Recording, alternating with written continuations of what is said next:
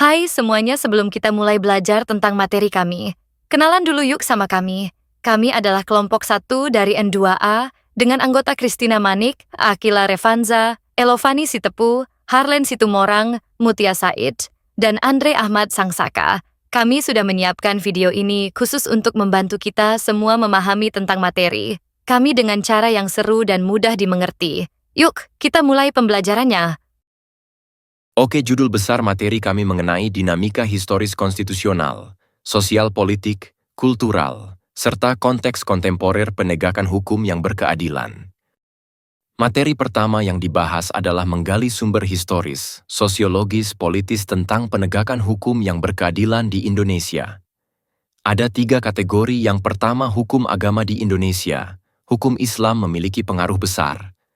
Yang kedua, hukum adat sebagai manifestasi dari tradisi lokal. Yang ketiga, hukum negara yang diwarisi dari masa kolonial. Dalam konteks politik, penegakan hukum di Indonesia seringkali dipengaruhi oleh kekuatan politik yang berkuasa.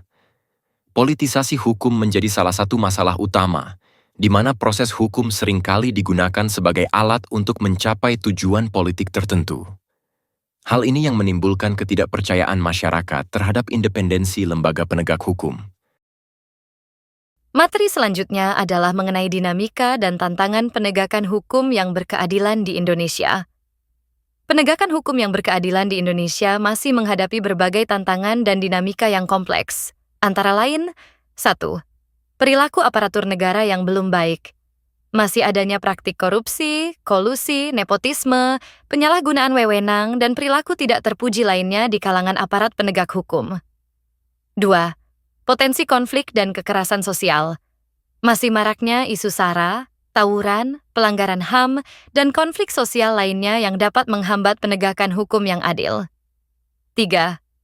Lemahnya penegakan hukum itu sendiri. Hukum seringkali dianggap tajam ke bawah namun tumpul ke atas, sehingga penegakannya belum mampu memberikan rasa keadilan bagi masyarakat. 4. Kurangnya kesadaran hukum masyarakat. Masih rendahnya pemahaman dan kesadaran masyarakat terhadap hukum, sehingga kepatuhan terhadap hukum masih perlu ditingkatkan. 5. Kompleksitas permasalahan hukum.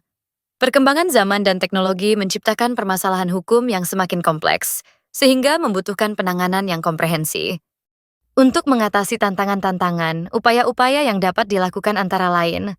1. Memperkuat integritas dan profesionalisme aparatur penegak hukum. 2. Meningkatkan kesadaran hukum masyarakat. 3. Melakukan reformasi sistem hukum yang komprehensif. 4. Memperkuat koordinasi dan sinergi antar lembaga penegak hukum. 5. Mendorong partisipasi masyarakat dalam pengawasan penegakan hukum. Materi selanjutnya yaitu mengenai esensi dan urgensi. Penegakan hukum yang berkeadilan. Penegakan hukum yang berkeadilan adalah penegakan hukum yang tidak hanya fokus pada kepastian hukum, tetapi juga pada rasa keadilan masyarakat. Ada 3 kategori yaitu, yang pertama keadilan distributif, yang kedua keadilan prosedural, dan yang ketiga keadilan restoratif. Di dalam urgensi, penegakan hukum yang berkeadilan di Indonesia menjadi semakin relevan dengan munculnya tantangan baru seperti globalisasi dan digitalisasi.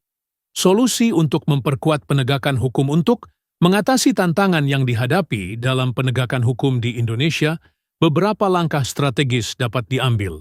Yang pertama, reformasi sistem hukum meliputi pembaruan regulasi yang usang dan tidak relevan dengan kondisi saat ini. Yang kedua, penguatan aparatur penegak hukum melalui pendidikan, pelatihan, dan pengawasan yang ketat terhadap perilaku aparat.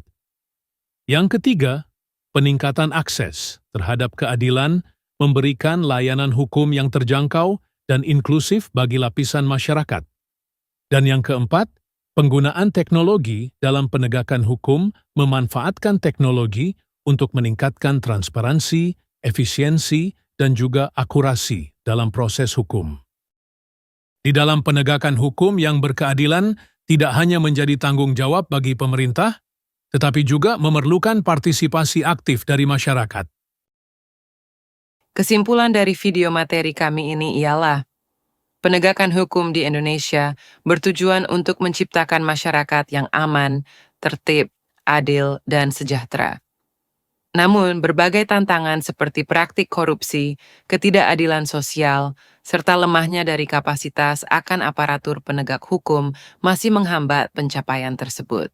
Penegakan hukum yang berkeadilan menjadi penting untuk memastikan keadilan tidak hanya dalam aspek legal, tetapi juga dalam aspek sosial dan moral.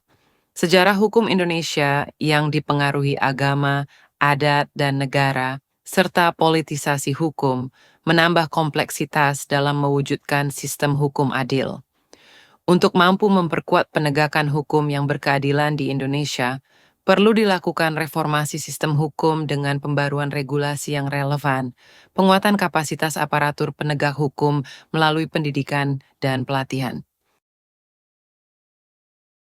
Sekian dari video pembelajaran kami. Semoga video ini bermanfaat bagi kita semua. Kurang lebihnya kami ucapkan terima kasih. Sampai ketemu di video selanjutnya. See you next time.